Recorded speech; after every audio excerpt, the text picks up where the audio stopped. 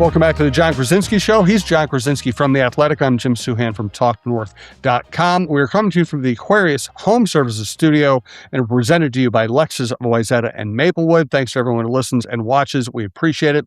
Make sure to watch us on YouTube and follow the Jon Krawczynski Show on Instagram and Facebook so you see each episode as it is released. Check out the other great shows at TalkNorth.com. You should know the list by now. And also a reminder, Forgotten Star Brewery will be hosting this year's debut of the live Jon Krawczynski Show. We'll give you more details on that in a little bit. Let's, John, actually go ahead and give us the time and date just so we have it fresh.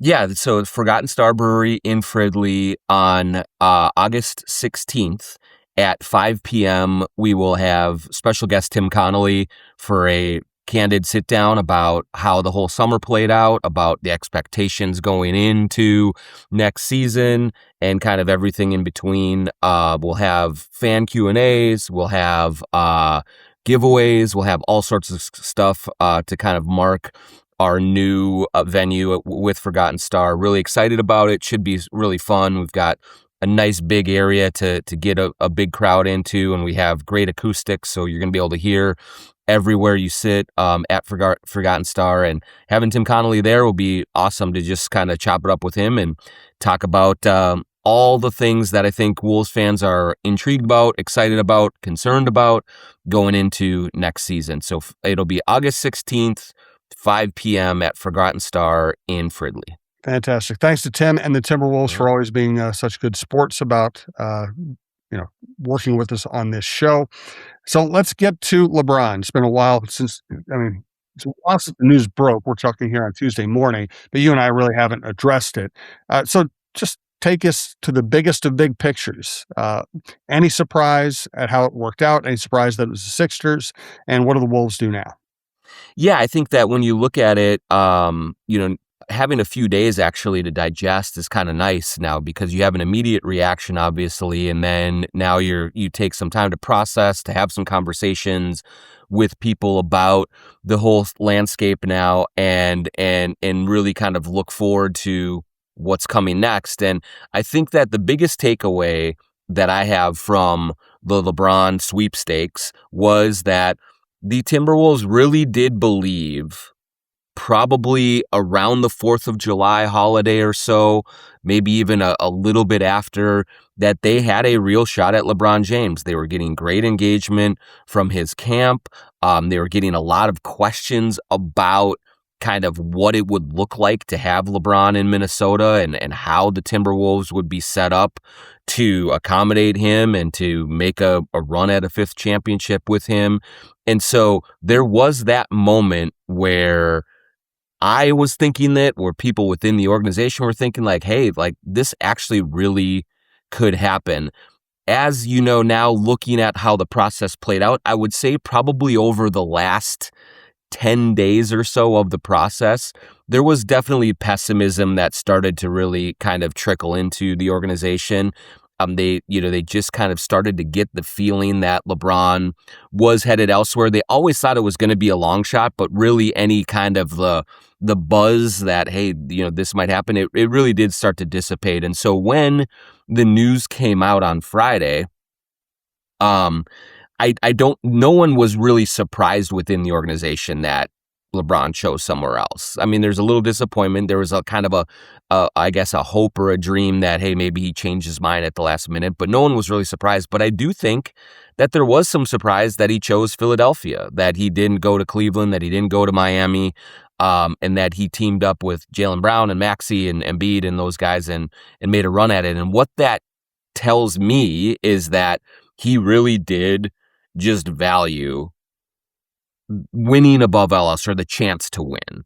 And so I will always wonder if the Celtics did not gift wrap Jaylen Brown to the Sixers for a very manageable and reasonable price that did not liquidate any of their depth and really just strengthened that roster to an incredible degree.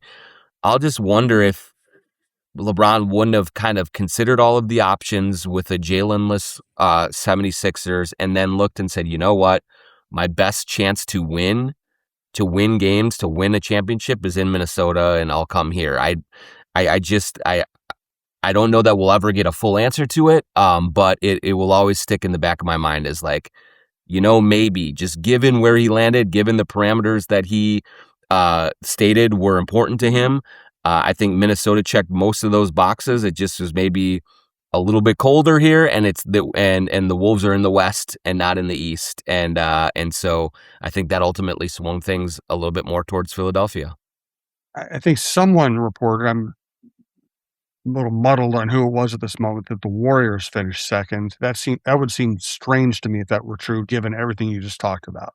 Yeah, so like here's where the aftermath of it, I think you have to look at with a bit of a grain of salt. And I think Rich Paul was on his podcast again and spoke about the finalists, and I do think that I can take him at his word that the Wolves may have been fourth or fifth on that list just when it all hashed out, because with Philadelphia where it was, that was his, hey, here's my chance to win. So that's that category checked. Then the Warriors had the sort of real intrigue with a Steph teaming up and Draymond, and so that was another category. And then Cleveland had going home, and Miami had kind of returning to South Beach and all of those things. And so there were much more, I think, powerful narratives with the other three teams in the running besides Philadelphia and the Timberwolves. And I think that it's very easy to just put Minnesota down at the bottom of that list because he didn't have any connections to the Timberwolves that would make it politically smart for him to include them, kind of in a greater spot. And so, when he put out his statement on Friday, and I think he also mentioned Cleveland and Miami in that statement, and I think that was more of a nod to two organizations that he has played with in the past, and just kind of a respect that he gave them.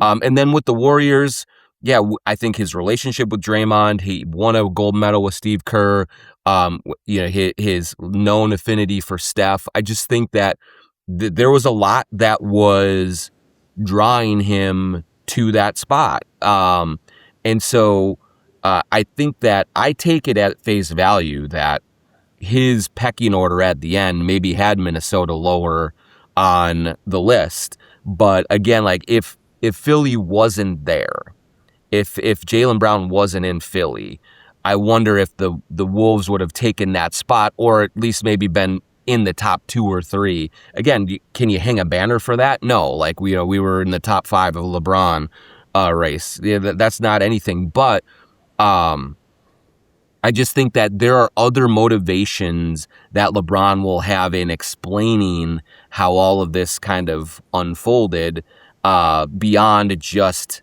I'm going to give you the total unvarnished basketball truth of it all. So it's hard to kind of really handicap exactly, where everyone's split at the end. But I do think that people within the organization by the end didn't think that they had that their chance had faded quite a bit, and so that's where kind of things landed when it was all said and done. So we've talked about what they could do at power forward without LeBron, because that was always where we thought they'd end up anyway. And you've talked about the fact, and Finch has talked about the fact that maybe it's a matchup by night, depending on what you're looking for at that position. So let me ask you this. If they were playing a generic opponent on opening night, who would be the starting forward? So my guess right now, Jim, is that, yeah, for a control opponent, that I think that they might lean toward Terrence Shannon Jr. to start. Is he a power forward? Not really, no. But with what he showed at the end of last season, in terms of a development, in terms of an ability to be a factor offensively, and I think with the idea that his style of play fits really well with LaMelo Ball as well in terms of getting out and running in transition, attacking the paint, doing all of those things. I think that there are people that just hope that, hey, TJ, just come on in, be ready to go in training camp, play sound defensively, know your assignments, know your responsibilities, and then go out and try and grab that spot. It really does give them a dynamic offensive element. I do want to watch Jalen Clark a little bit more too, because he's kind of been putting some things on social media where he's shooting the three really, really well in these workouts. His shot form looks very smooth now. He had a little bit of a hitch in his motion prior to this summer, and we're seeing it look really fluid. So that's encouraging. And if he can hit corner threes at a good rate, he's a great cutter, so maybe he fits a little better in that spot. But I think it's one of those two guys that would get the real opportunity. We'll just have to kind of see how all of that shakes out. And again, Finch has talked with me about wanting to be flexible with that spot and maybe changing it on a night in and night out basis. Again, I don't know many coaches that do that. And so that's a scenario that is really fun to talk about and think about in the summertime. But generally speaking, when you get into the thick of a season, a coach really does like a set lineup and go from there. So, that's the other part that will be interesting to me is, will Chris Finch be as flexible as he says he wants to be in that regard? Or is that easier said than done? I'd love to see him start with, and listen, I love Jalen Clark. I always loved the defense and the intensity, the extra possessions he gets you. If he can improve his shot, then it's going to be really valuable. I'm going to come around to I think the average fan view of Terrence Shannon Jr. I just love to see what it looks like, him on the break with Anthony Edwards, LaMelo Ball, and see what that gets you. Yeah, 100%. I mean, it could be really overpowering, especially in transition when you have, TJ, Jaden McDaniels is a great transition player as well. And so it could be very fast paced. It could be very dynamic. There will be two things to watch with TJ. One is, obviously, can he rebound well enough at that spot so that they are not getting just hammered on the offensive glass and giving up extra shot after extra shot. That will be a real challenge for him in that spot. He can get some help from LaMelo. He can get some help from Ant in that regard, but it is asking a lot of a guy his size to go into the forest and try and neutralize the offensive rebounding on the defensive end. The second part about TJ in that spot is one thing that we did learn, and certainly that Chris Finch said that he learned down the stretch last season and in the playoffs, is that maybe TJ's best role on this team is to be kind of like a go-to scorer when Ant is on the bench. The ball in his hands, he is a load. He's really hard to stay in front of. He's really hard to keep out of the paint. And he really puts a lot of pressure on the defense in that sort of a featured spot. He had a tendency earlier in the season to disappear offensively when he was in the corner, when he was not a primary initiator of the offense. And so if you're in the starting lineup with LaMelo Ball, with Anthony Edwards, how are they going to continue to empower TJ Shannon to still kind of attack the same way? I'm not sure about that. And so it could be that they ultimately decide that actually we want to maximize Terrence's minutes as a focal point. And so maybe he is better in the second unit and Clark is more of a role-playing guy who can just camp out in the corner, shoot threes, make backdoor cuts, and then defend his butt off and fit with that starting five in a little different way. No, that's a really good point, actually, because that's when Shannon was at his best in the playoffs, is when Ant was off the court and they just hand him the ball at the top of the key and say, go for it. All right, let's get to some arena talk here in a second. We do want to remind you we're coming from the Aquarius Home Services studio. Scott for Aquarius Home Services. Yes, we all love summer, but if your air conditioner's acting more like an oven than a fridge, now's the time to trade in and trade up with an additional $500 off on top of our summer sale pricing on a new cooling system from Aquarius. Enjoy a cool, comfy home all summer long. Schedule your free estimate today at AquariusHomeservices.com. Aquarius, earning the right to be recommended. We also want to thank Lexus, Wayzata, and Maplewood. If you're in the market for a new luxury vehicle, look no further than our good friend Charlie Swanson at Lexus. Whether you're on the west or the east side of the Twin Cities, they've got you covered with two great locations, Lexus of Wayzata and Lexus of Maplewood. Check out the all-new Lexus TX, a spacious SUV with 3 rows of seating and plenty of room for all your gear. Head over to lexusofwayzata.com or lexusofmaplewood.com for details and to find your next ride today. Also want to welcome one of our newer sponsors here at TalkNorth.com, Wings Credit Union. Wings fans, you're going to want to hear this. Wings Credit Union, the official credit union partner of the Minnesota Lynx and Timberwolves, now has a Lynx-branded debit card that comes with some great fan perks. Open any Wings checking account, choose the Lynx debit card, and every time you use it, you'll have a chance to win tickets to a Lynx home game or autographed merchandise. You can also score discounts on concessions at Target Center and get access to exclusive ticket offers throughout the season. So if you're looking for an easy way to show your Lynx pride every day, this is it. Upgrade your banking game, support Minnesota hoops, and head to wingscu.com/Lynx to open your account today. Wings Credit Union is insured by NCUA, membership is required, account requires an associated Wings Lynx debit card. And a reminder, Wings Credit Union is sponsoring our Lynx segment in the Jon Krawczynski Show. We also talk about the Lynx frequently on Dawn Mitchell's show, Dawn of Sports, but we really want to highlight that team. Women's sports deserve it in general. The Lynx, of course, have been the best franchise in Minnesota for a long time in many ways.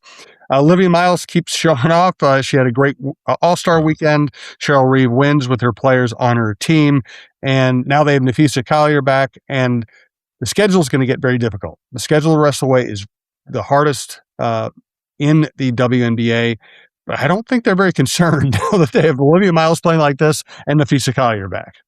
I mean, I guess I shouldn't be surprised, but I was when Nafisa came back, her first game back, and just 24-10 in 22 minutes. Like, I mean, I expected a lot of rust. I expected, just some wrinkles to iron out in terms of chemistry with Miles in the pick and roll, in terms of just like adapting to a team that has a lot of new faces on it with a lot of the veterans that left in the offseason.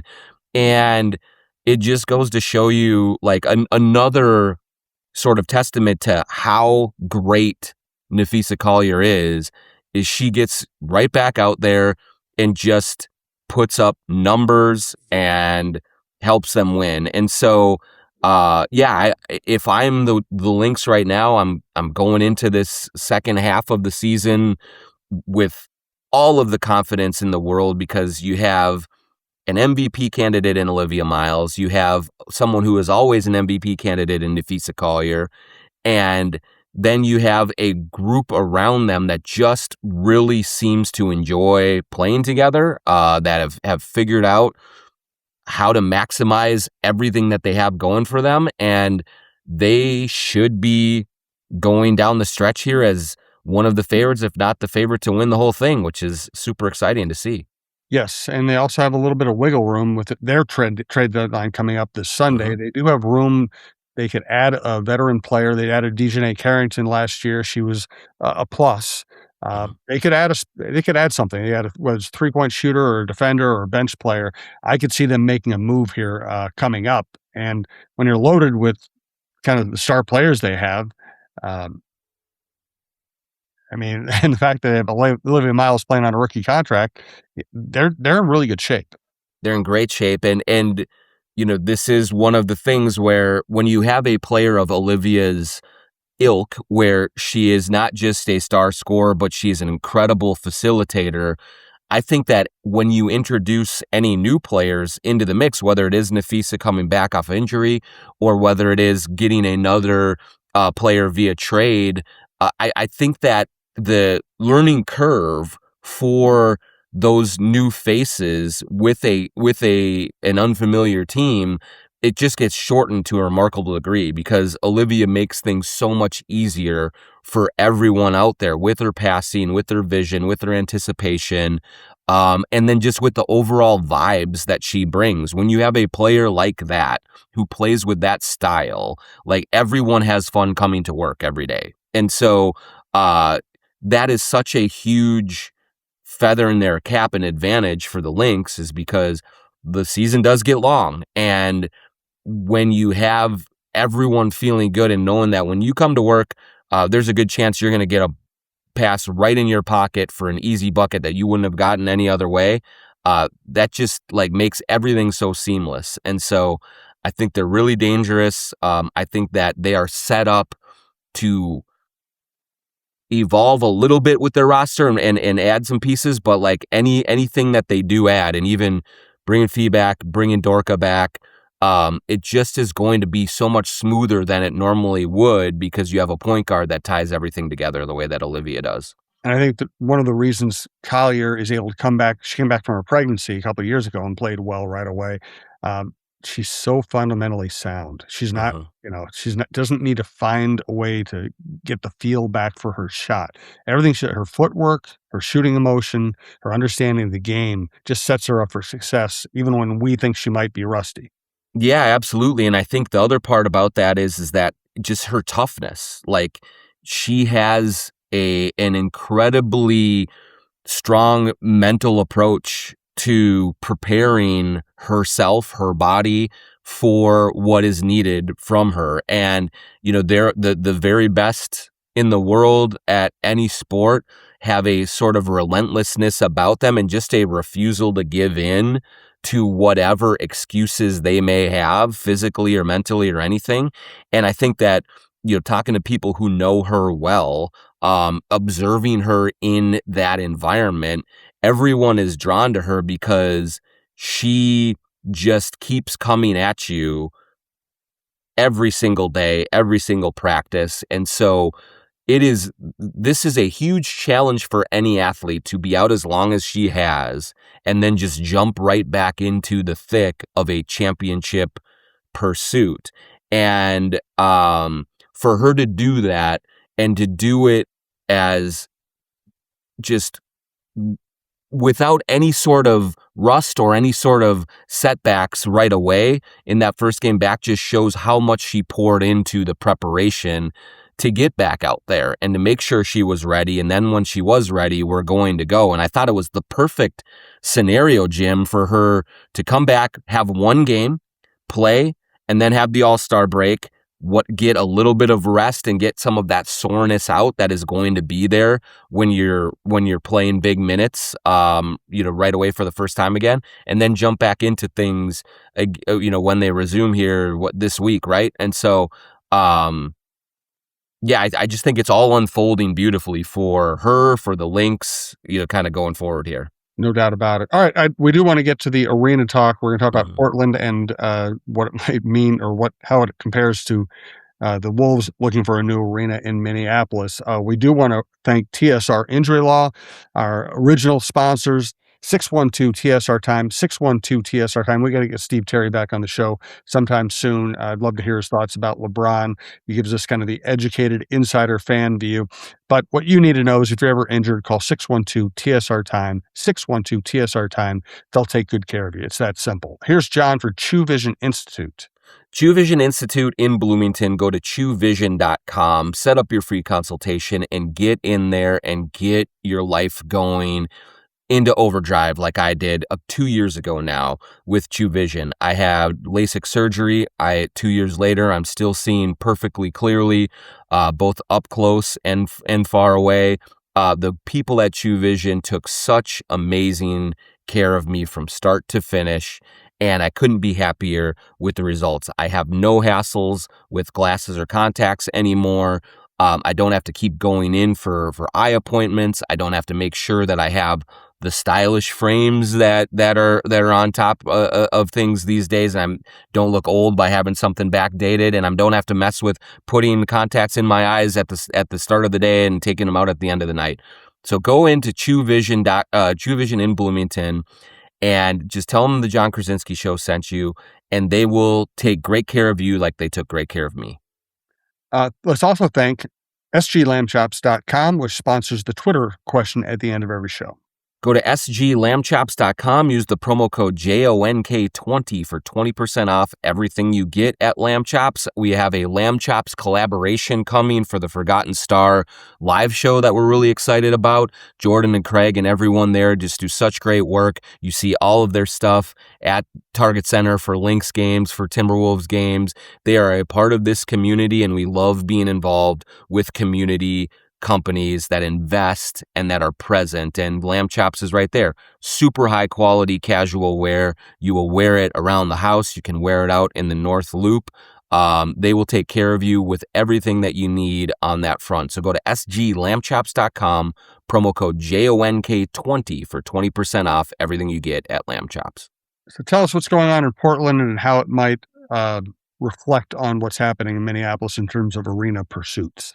Yeah, really interesting stuff right now in Portland. They have a new owner named Tom Dundon who owns the Carolina Hurricanes. And by the way, Timberwolves fans, he was sniffing around a little bit with the Timberwolves back in the day before Mark Lowry and Alex Rodriguez got involved. I don't think anything ever got really close to full engagement with Tom Dundon and the Wolves, but I think that Wolves fans can breathe a sigh of relief that it didn't go that way, because he has taken a blowtorch to the organization in terms of hirings and firings, in terms of paying Micah Nori just a pittance on a 1-year deal to coach there. But then primarily, it has been a very adversarial sort of process between the team and the city of Portland to try and get improvements to Moda Center or get a new arena with Portland, and there are real threats of the team moving to another market. And when you think of the Portland Trailblazers and all of the history that they have in that community, the flagship kind of organization of that city, think Brandon Roy, Dame Lillard, Clyde Drexler, Jerome Kersey, Bill Walton, like they have an incredible rich history, and that is sort of on the precipice right now. I think just in the last 24 hours or so, both sides have come out and said they want to kind of chill the acrimony kind of in these statements that are being lobbed back and forth between the city and the organization, but it's ugly right now. And so I just kind of juxtapose that with everything we've seen so far from Mark Lowry and Alex Rodriguez about the Timberwolves and about the new arena here in Minneapolis. It's just been much more professional, much more straightforward. Lowry and Rodriguez have both said that they want the Timberwolves here forever and ever, that they're never going to move the team. Matt Caldwell was on with us, Jim, at the jersey reveal thing earlier this summer, and he said that they basically decided that they want to build downtown, and now it's a matter of where they're going to build and how they're going to do it.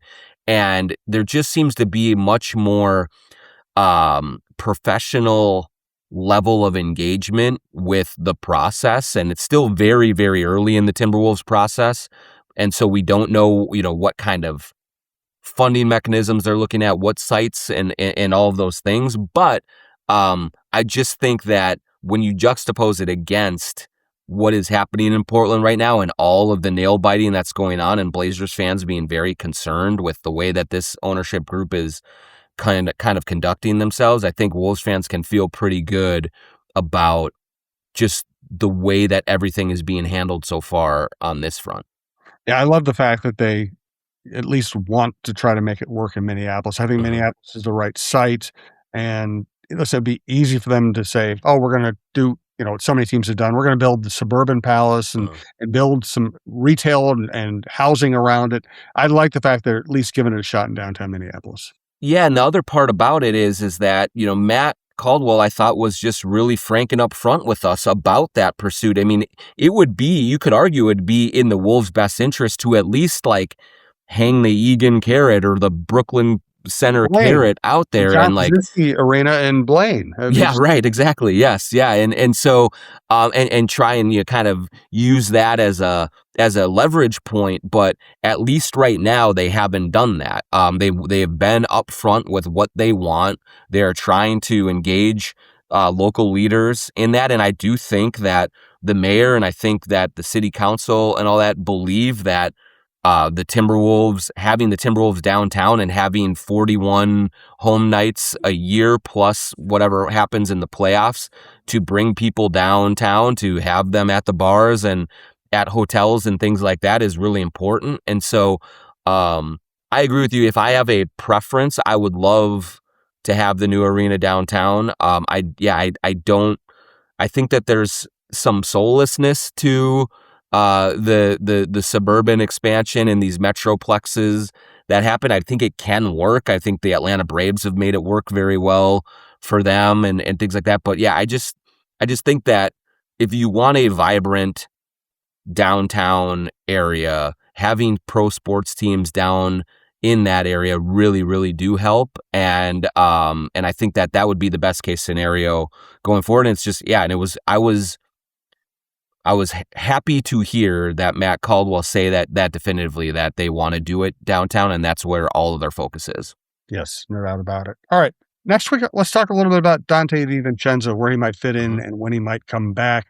I'll have some questions about Chris Finch, his coaching staff, how he's going to handle all that this week. But for this week, let's go ahead and do our Twitter question of the week, sponsored by sglambchops.com. Yep, I got to find it here, Jim. So just a reminder that Forgotten Star Brewery, August 16th, 5 p.m., Tim Connolly, for our maiden voyage at Forgotten Star. So I had my place here. Let me just find it.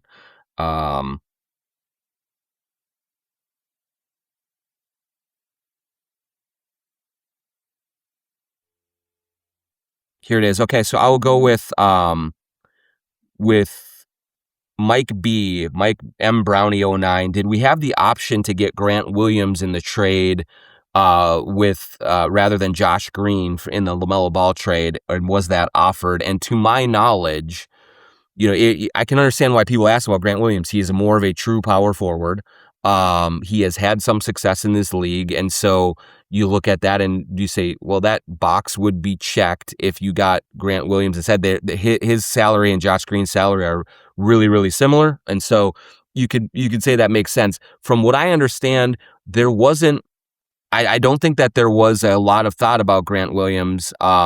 He's been up and down the last couple of years. He is also a very eclectic personality. I think that if you see how he's kind of gone about things at other stops, he's not a bad guy at all, but I just think he wears on people. And so I think that there was maybe some personality that factored into their decision and what they wanted in that deal. And I do think that Josh Green has an opportunity to be a contributor here. I know that I have kind of looked at him as a salary that could be traded elsewhere, and I do think that the Wolves would entertain that if they could find a true starting power forward. But there is some intrigue about what he brings to the table as a versatile defender, as a guy who can shoot it pretty well, who played on that Dallas Mavericks team that wiped the floor with the Wolves in the Western Conference Finals. And so, maybe there's a little bit of like, kind of rich man's Nikhil situation here where, when they first made the trade for Mike Conley, it was just Mike Conley. And yeah, we got Nikhil, but he was kind of a throw in the deal. Maybe Josh Green emerges as a little bit of like, hey, we got LaMelo Ball, and yeah, they had to throw Josh Green in as well here. But maybe he can really become a contributor on this team, and maybe he can really give the Wolves something that they don't have otherwise, and we'll look back on it and say, you know what, it was good that they got him as well. We'll see, but he's going to get a chance to contribute and play. I think some at the 4, some at the 3, and we'll see him get minutes. And I just want to see how he settles in, how he shoots it. how he defends, but that's a guy that I'm going to watch closely early on, training camp, preseason, and into the regular season. Good question. Thanks for everyone who contributes the questions, everyone who listens and watches. We do appreciate it. Remember, TalkNorth.com. We've got every sport covered. Russo Lapanta, Don Mitchell, Mark Rosen, Roy Smalley, Lavelle Eniel III, Kevin Gorg, Alec Lewis, Jeff Diamond, Lee Vosvik, and Belinda Jensen are doing a very popular show now, Weathering Life. We have outdoor content via Ron Sheriff Productions. Check it all out. We do appreciate it. Remember, August 16th, 5 p.m., Forgotten Star Brewery with John and Tim Connolly. Thanks for listening. Thanks for watching. We'll talk to you soon.